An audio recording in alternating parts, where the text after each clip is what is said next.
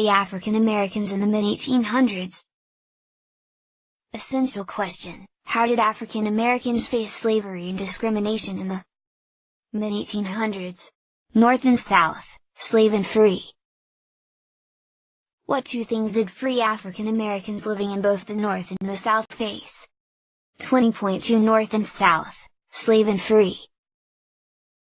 Free African Americans living in both the North and the South faced discrimination and racism.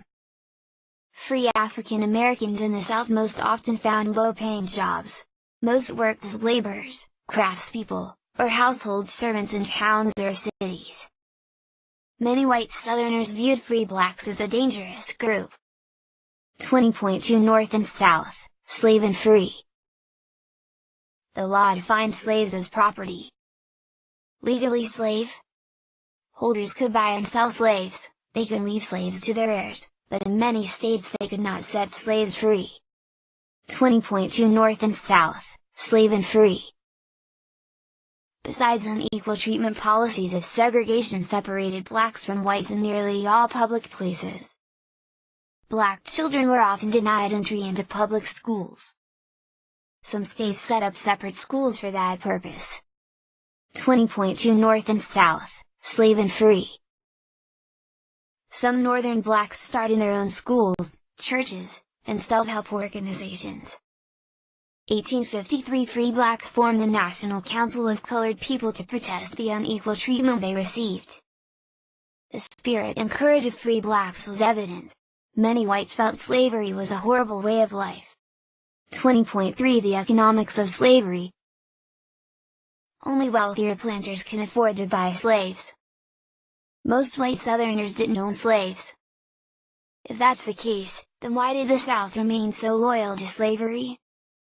20.3 The economics of slavery. White Southerners understood that their economy depended on slave labor. The cotton gin made cotton a hugely profitable crop in the South. Whether they owned slaves or not, white Southerners understood that their economy depended on cotton. 20.4 Working conditions of slaves. Plantation owners hired overseers to supervise their slaves. Many slaves woke before sunrise and worked until they went to bed. Most slaves began work at the age of 6 and continued until they died. 20.5 Living conditions of slaves. Most masters viewed their slaves as they were their land, to be worn out and not improved. They provided only what was needed to keep their slaves healthy enough to work. Clothing was made of coarse, rough cloth.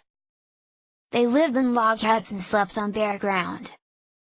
20.6 Controlling slaves. Some slaveholders used harsh punishments, such as beating, whipping, branding and other forms of torture to maintain control over slaves. However, a badly beaten slaves might not be able to work. They also might make slaves more rebellious and resentful. Slaveholders also made their slaves totally dependent on them. 20.7 Resistance to slavery. Slaves found countless ways to resist slavery. The Underground Railroad was a secret network of free blacks and sympathetic whites, who helped runaway slaves escape to freedom. 20.7 Resistance to slavery. Harriet Tubman was called Moses because she led her people to freedom. Harriet Tubman was an escaped slave who helped with the Underground Railroad. She guided slaves from the South to freedom. She was called the Moses of her people, because she led them to freedom.